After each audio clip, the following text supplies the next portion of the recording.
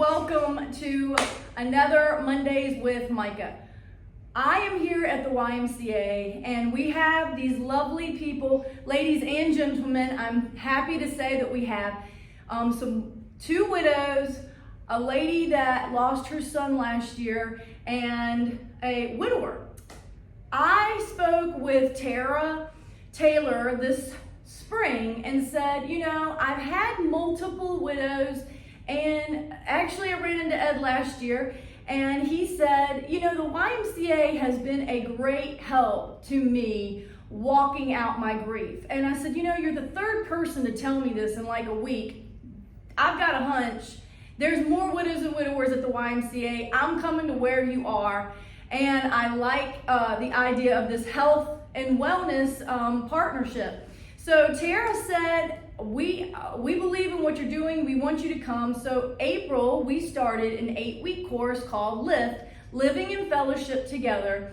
And we're going to kind of take a break for the summer, but I thought we need to kind of gather together. That's what this is, living in fellowship together. We've been coming in this time frame for me personally. They've seen me literally crying my eyes out due to walking through grief myself with the loss of my father-in-law.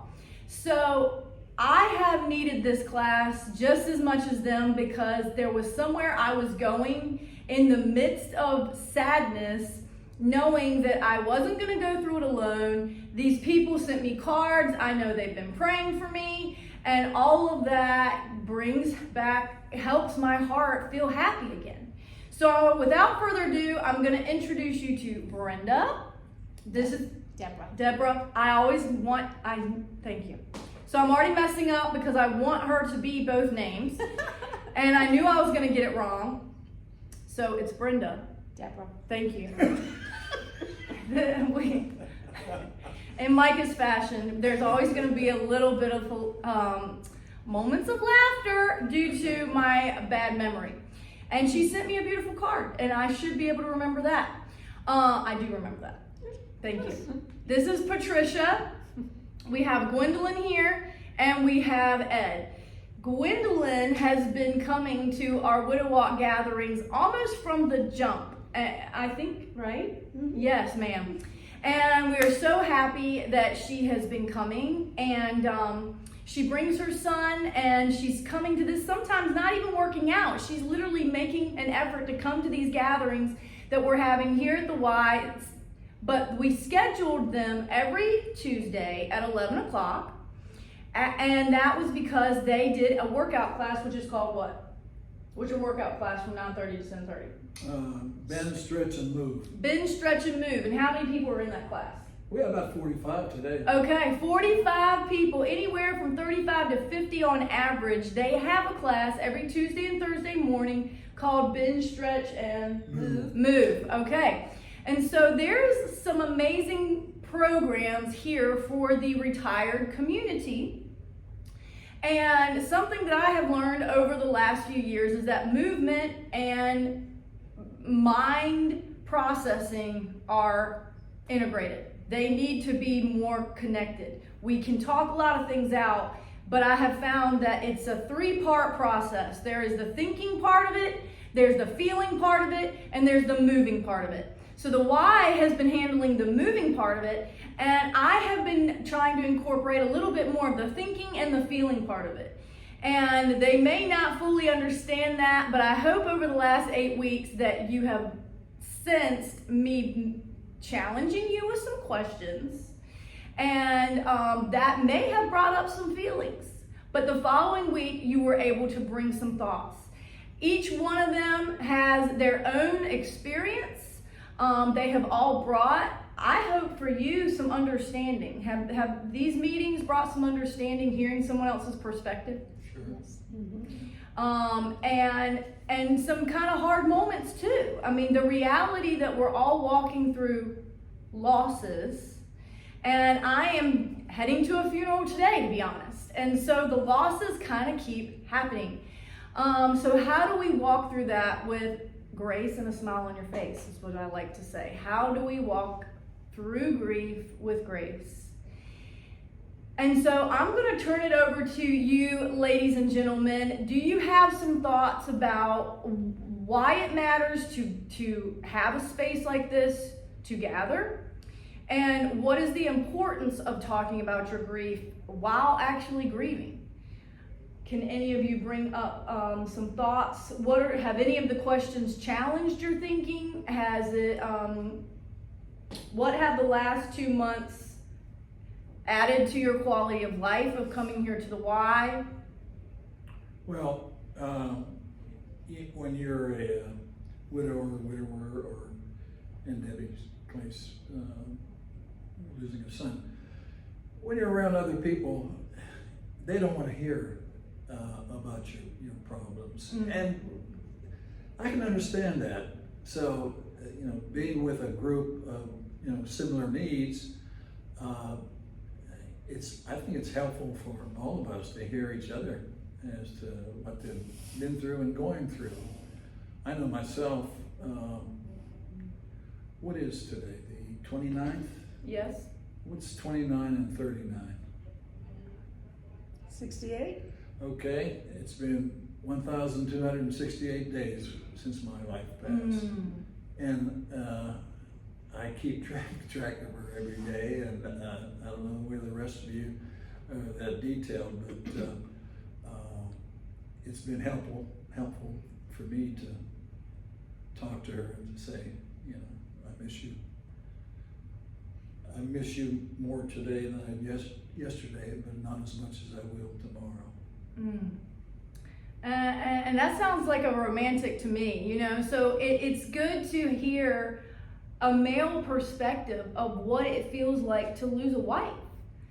And my brother-in-law likes to say I'm one day closer to seeing them again. So his count's kind of swapped. So he's thinking he's one day closer to heaven versus what day it was since the passing, which helps him feel closer to that day. So he's going towards a day instead of reflecting on the past day. No right or wrong here. This is the beauty of grief, is that this came up in a conversation last week, and I'm going to kind of do this right. We're going to kind of have a session here. We've been doing, I wrote a little devotional back in 2019 called My Mended Heart, and out of that we had a study guide, and I have been bringing up those questions, and we've been passing out those sheets for them to kind of do at home and process, and if they wanted to speak about them the following week, we would. But a friend of mine had called me last Friday and mentioned that her sister-in-law had passed, and that's the funeral I'm actually going to today. And she had mentioned how the night before she passed that she was kind of restless in her sleep. And I know actually when my father-in-law passed, I didn't sleep that good that night. And I didn't know that it was going to be that next morning. And it got me thinking about there's a gift in the wrestle. There's a gift in the wrestle. And my perspective is a little bit different, but what it got me thinking about is what a gift that her spirit was that connected, that she could sense something, but our body wrestles with it because we're wanting them to stay here.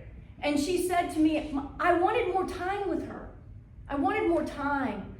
And I'm like, that makes I understand what you're saying. I said, but you got actually some very special time, because she was waking up and praying in the night.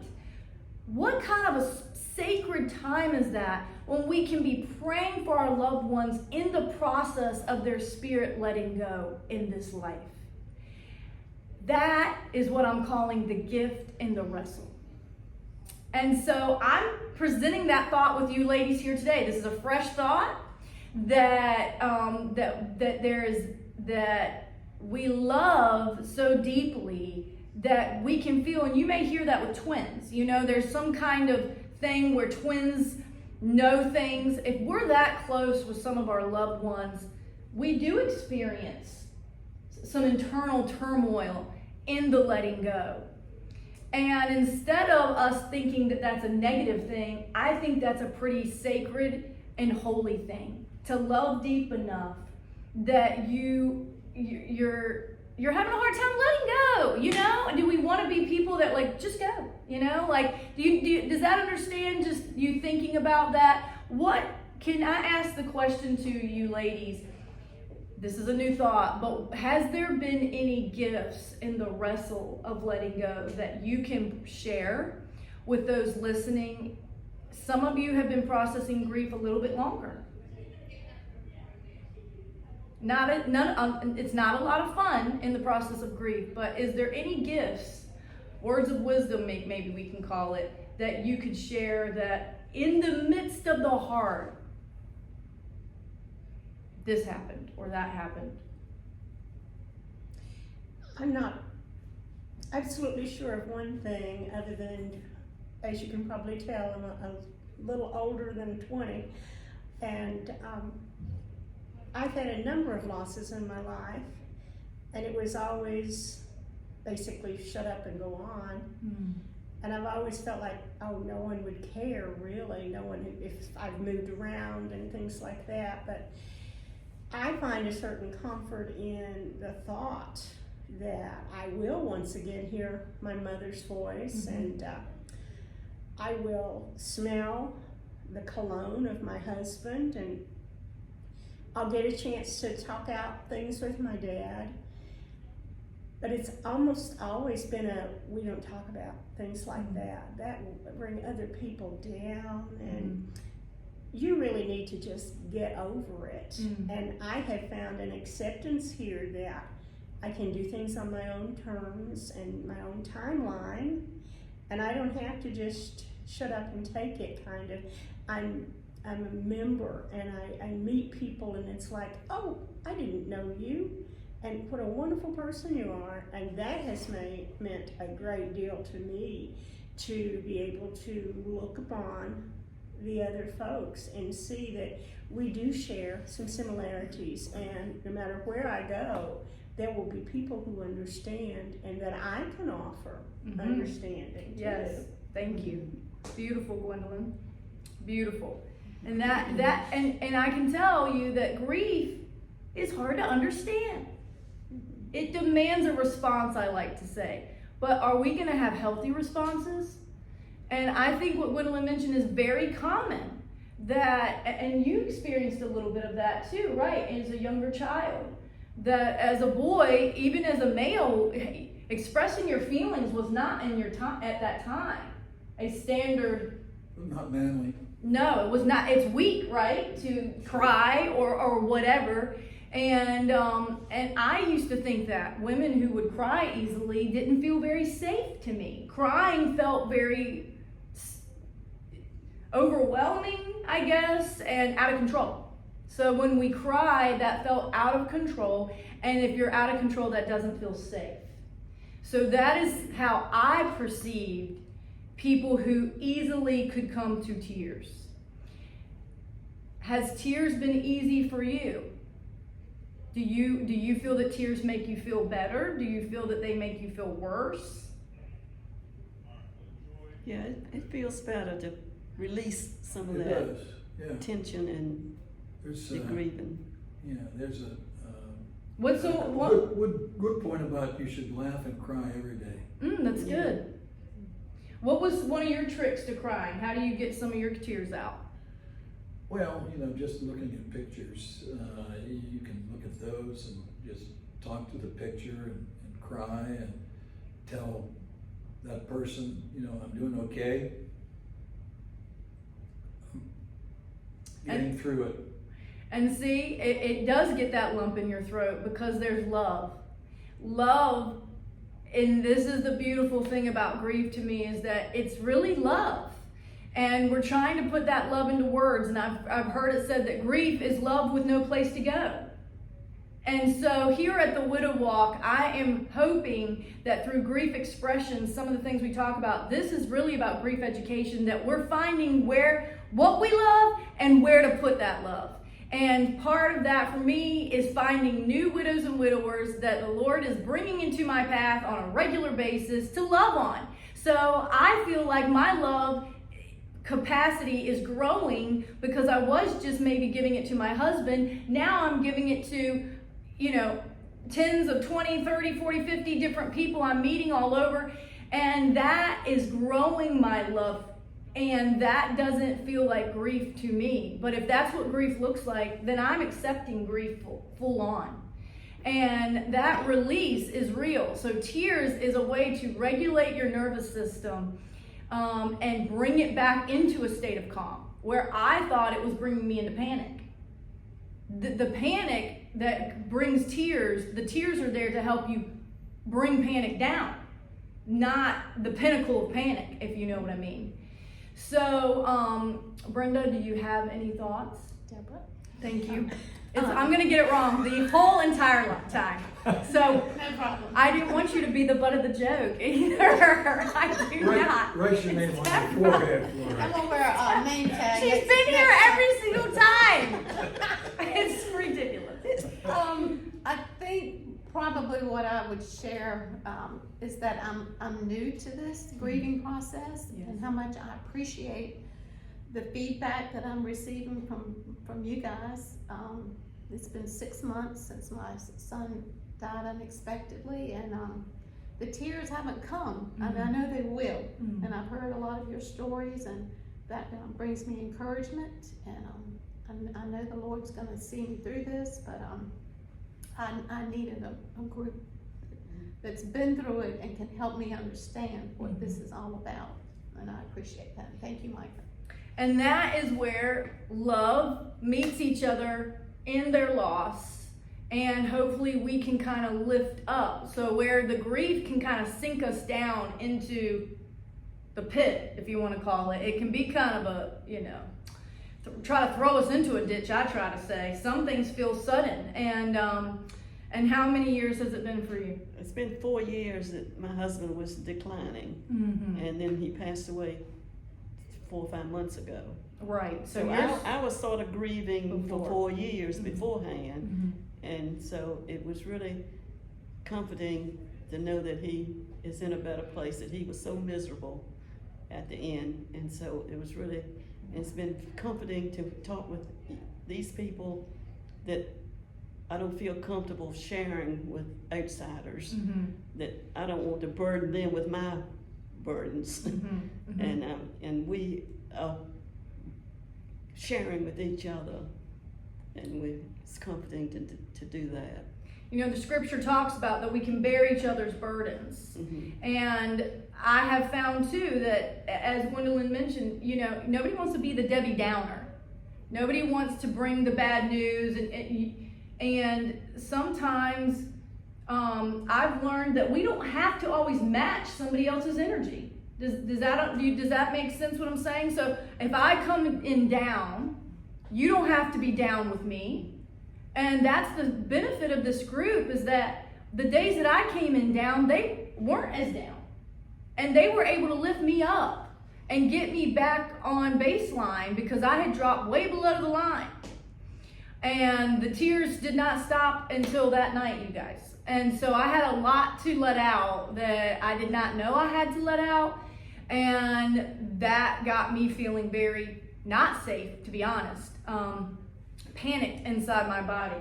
I have a question for Brenda, aka Debbie. Do you have any feelings that you think you could reverse the situation if your son had lived closer to you? I do have some of those thoughts. Mhm. Yes. Yes. That's what I thought. Yes. Yeah, he was on the West Coast, and I'm on the East Coast, so that mainly FaceTime and, you know, get together once or twice a year. But yeah, I have thought about that. And that could bring a level of guilt. I'm not attaching that Right. to it, but there is some negative feelings that are real, and we're not dismissing those here. And that is the beauty of this conversation, is that, okay, let's put these feelings on the table. How can we navigate that? How can we bring encouragement to her to not have her carry that guilt for 5 years? I don't want you to carry that. I don't feel that negative feelings help your body.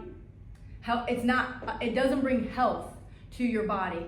And I believe that we have an opportunity as widows and widowers to have vitality. Okay, I really believe that. If you read the old scriptures, it even talks about that some in the Old Testament that they were healthy till the end. I do not believe everyone has to go from major disease, but we are living in a time where cancer is on the rise. People are getting it younger and younger, and I believe it's a lot from the stress and the pace of life that we're carrying and the amount of things that we're carrying, and sometimes environmental factors that we may be around. It's not just one thing. That's the scary part. You really can't put your finger on it until they give you a diagnosis. Patricia, you have been this lady here has been bringing us poems. What else have you been bringing us? Quotes and inspirational thoughts. Yes. She has been bringing us encouragement, and she's cut them out and brought them and copied them so that we all had a copy. So she was bringing us gifts, really, through words that she couldn't always figure out how to say herself, but that it's something that she read that hit her, and it encouraged you, right? Mm-hmm. And so sure. she wanted to bring it to us. So that is some of it. Ed has brought a little more laughter because he's a jokester, and we've talked about that can be a type of coping mechanism. And sometimes you don't want to bring the sad, so you bring your laughter, which can make everybody else glad. But what I have had a conversation with them about is that don't just assume that laughter means he's okay. You hit the nail on the head. A lot of people don't understand Yes. that it is a, cover up, so to speak. Right. And we like the cover up, okay? We like it. We like that side. But I don't want people sitting in the pew beside me at church, sitting in a cover up, and I never know. And I've asked the Lord to become more sensitive, but then what happens is I start feeling it so deep that I feel a little bit in the wrestle. As I said, I'm wrestling with some of the things that we're going through. And what the Lord continued to tell me is cast your cares on me. I didn't ask you to carry all these burdens. You're just a conduit. I'm meeting with you, but really my goal is for them to draw near to the Father, because he's the one who really can lift our hearts, encourage us in a way better than what I can. And then when they've met with the Father and we come back together and they share the thoughts that he gave them, they may not even accredit him to it all the time, but these good thoughts, it encourages us. And you've brought some of those. Every one of you have had some encouraging thoughts that really helped lift us. So with this called Lift, if we do this again in the fall, what are some things that you can encourage the future members, future participants, of why this matters, why having grief conversations matter, and why coming together matters? It just lifts the burden of carrying the grief and to sharing it with people that are in similar circumstances. Could I put a pitch in for the YMCA? Yes, please. Yeah, in my grief period, got cancer myself, and the Y was offering a 8-week program. I hadn't been a member of the Y for cancer survivors, and there was a group of us that went through the 8-week course, and then I was sold on the Y and became a member. So, for those who are viewing this thing, I'll just put that pitch in for the Thank YMCA. you. Another reason we're doing this video is to bring what I'm calling grief awareness. Okay, so the Y's been here. You've known him for the Y forever. Oh, sure. So it's not that we don't know about the Y, but there was new programs that met him right where he was. And when he got into it, it brought family, it brought community. It's bringing vitality back into your body. There's a desire to get up, to move. It literally is critical to our health, to our brain. And I mean, Gwendolyn, she's buzzing around all over the place. She's come to our meetings. We've had different things. You're coming here and you're reading. I mean, you're stimulating your brain on a regular basis. Is there any type of tips that you can give? Well, I think the first thing that I would say is you would be very welcome here. Thank you. And I see that, you know, my thought was let's just stay home and let's not go out. And then I thought, well, you know, I'll go and see. And I have never felt unwanted. I have never felt lonely. Thank you. When I've been in one of the various meetings, because I've discovered that there are other people out there walking around, somehow making it, and that we have some things in common, like, you know, the belief or the hope of the future. And I've got a lot to do. I have to get with the program. I have to go on. I have a child to take care of. And this has given me new strength and actually has improved my health, just to have someone to talk to or even someone to listen to. It's been wonderful for me in that aspect. Amazing. That's the mental health part of this. And I really didn't know. You know, I walked through people going through grief, and until I started going through it, did not realize the mental toll.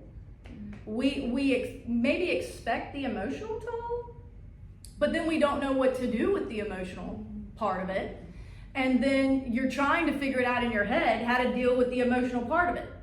And so what happens is you can get stuck in this wrestle of this head and this heart. And as she's saying, she was wrestling with why even go out? You know, this lack of desire, lack of purpose, if you want to call it. And sometimes we need these programs to kind of jumpstart us, and they need to evolve. You know, I get bored easy, so I can't do the same thing for 2 years. I need the program to change, evolve as the needs evolve. We would never have guessed that.